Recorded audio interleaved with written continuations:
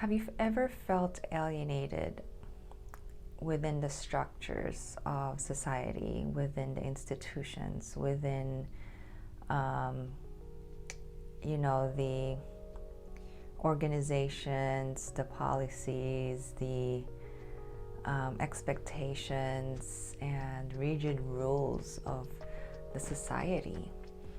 That it seems like even though everything has a structure, everything has order, it feels very stifling. It feels very like a prison.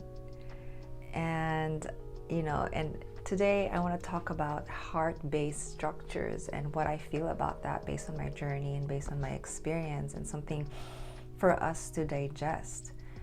Because I feel like the pain is enough. I remember when my brother, I think that was 3-4 years ago, had a mild stroke, and he was struggling to catch up with school, and he was delayed, and he even lost his scholarship because of that. And we went to, I think, I don't know, the student office or something like that, and we asked for assistance. And the best that I can't really remember everything that happened because it was so traumatic. I don't really think about it too much, but I do remember something about like the best that we got from that conversation was that that we will be able to inform the professor if he's not able to take the exam, and like take the exam at a later date. And I was like sitting there, that's it. That's all you can do to assist a person who's struggling right now. And on the flip side of that, when I was also teaching, I was like a teaching assistant, and I was teaching a class. And I remember having a student who was, I know I was having a life struggle, a life crisis, and he emailed me that. And I mean, not in detail, but I knew he was going through things, and it's going to be affecting the way that, if he's going to submit assignments on time and stuff like that, and take the exam. And I felt this wanting desire to talk to this person and find out what's going on, and be of support, because as a teacher, you want to be there for your student, and not just in a class, but as a human being, and we want to be a mentor. But I remember that the demand to be a teaching assistant was so demanding. There was so many things that I had to do, so many papers I need to check, so many deadlines, and then I was doing also research, and I was also completing my dissertation, that I didn't have any time at all to help this person or even just talk to this person. And I felt very guilty. I felt there was something off with that. There was something wrong with that we were not able to show up for each other, because of in this space that's supposed to be nurturing, a space for our humanity to bloom. Everything that we learn in school, we're trying to learn this for the society, for the community. And so when we are not really able to do that during the process, I begin to question, what are we really teaching each other?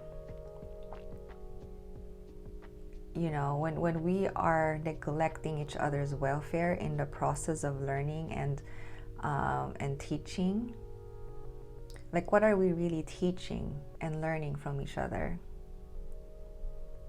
And so this is what came to me when, with this topic, with heart-based structures and institutions, is to re-examine the way that we are building and living these structures. Are these structures really serving our hearts? And I know a lot of you already know the answer to that, but obviously there are good things about it. I mean, a lot of it's not all like negative. There are good things that come from it, but at the same time, if you really look at the foundation and dig deeper into how it's really serving us, is it really serving us and our souls? And you can only consult your own experience with this to answer that question. And I feel like, when we're building these structures, I feel like it's supposed to be serving us and our spirit and our soul and our hearts. So that's something for us to re-examine, re-evaluate. And that's why in my healing work, in my coaching work today, I have been facilitating spaces where I let people experience what it's like to connect with our hearts and to build a community from the heart, from the soul, and what that really looks like in its simplicity. And that's also what I learned from Ifugao. It's like when you go into the forest and live in the forest off the grid, although not all off the grid communities experience this, because they still sometimes carry a lot of the conditioning with them when they try to build a community, but there's an opportunity there for someone to peel off the layers of all of these attachments to material things and other things, and just focus on the heart and the soul. Because when you're in the middle of the forest and you have nothing with you, just the bare necessities, sometimes it can force you to look within and to look at like your own company and what you're really bringing to the present moment. And that's one of the gifts that I received in Ifugao. And not everybody receives that, because you have to be open to really see that. And so that's why I teach that in my workshops, in my retreats, and even in my one-on-one. Like, I break it down so that people can really go within and connect with themselves first, so that they can see themselves and then see others. And so I feel like when building heart-based structures, it's very important for us to connect with our stories, to connect with who we really are, to connect with their humaneness. And a lot of these institutions, I was watching TV, and I wasn't really watching. My sister was watching TV, and I passed by that there were these news anchors who were very dressed up, like formally and things like that. But then they were in a casual segment about like making airplanes. I think it's about Boeing breaking a record or something like that. And they were creating airplanes, but they were like kind of like more casual, like they were able to let their hair down for a bit. And I was thinking to myself, why do we need to hide this part of us to be presentable, to be professional? Why do we need to hide our hearts when it is like supposed to be the core of everything that we do? Why is it sometimes an offense to do what you love? Why is it that something that the community serves abundantly when someone is doing what they love from the heart? Why? So these are things that I ask, from what I've seen, the pains that I've seen from, my loved ones, and even with me.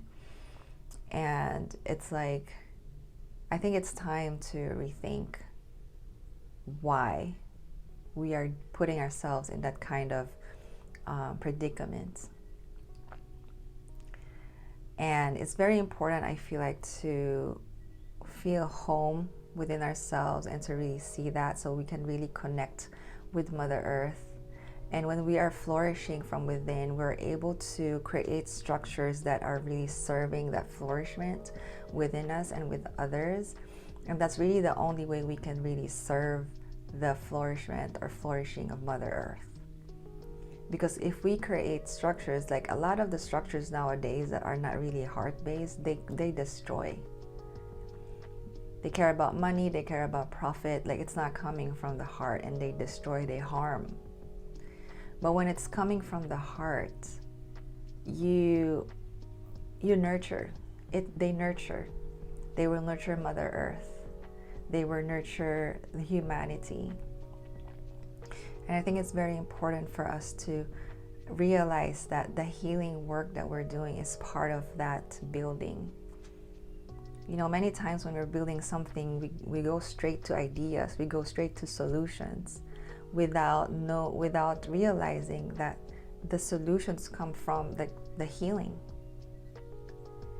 And I was having this conversation with my sisters a long time ago about, I was like, can you imagine if like in universities they always they always have a healing session where people grieve and release things? Like, can you imagine that happening? And it's funny how hard it is to imagine that, because that is like the foundation and part of the process of creating a flourishing world. So yeah, that is what I have to say about heart-based institutions and structures, that it really comes very deeply from seeing ourselves and knowing ourselves.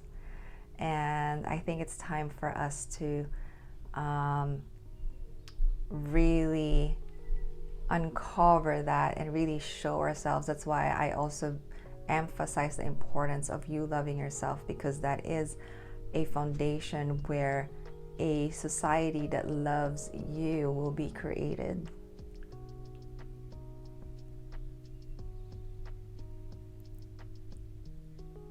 Yeah, so yeah, that's what I have to say about heart-based institutions and structures. And I do want to let you know that I have created a Express Yourself challenge, or Express Your Authentic Self challenge, and it's free and you can sign up for it. It's in the description box below.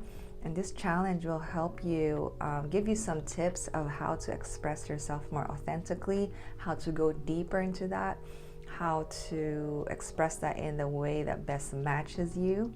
And I will give you some of my own, how I do it, and my own learnings. And if you go through this challenge, you'll be able to access more of the gems of wisdom within you, and you'll be able to express that more. So I'm excited for you to blossom in this way, and I'm offering this for free because I really am rooting for my blossoming tribe. So all you have to do is sign up and be part of my email list. So if you're already part of my email list, you will get this gift for free as well, and access for this challenge. So every challenge that I'm gonna be doing is for you to be closer to your best version that is aligned with your nurtured self and with Mother Earth. So yeah, so I'm offering that. So I can't wait for you to see you blossom more in that way. And yeah, that's what I have. So thank you for listening. Thank you for being in my space. Thank you for having this conversation with me. Very, very important conversation today, nowadays. And with that, I hope you have a very, very heartful day and present moment. And I will see you in the next one. Till next time, blessings and namaste.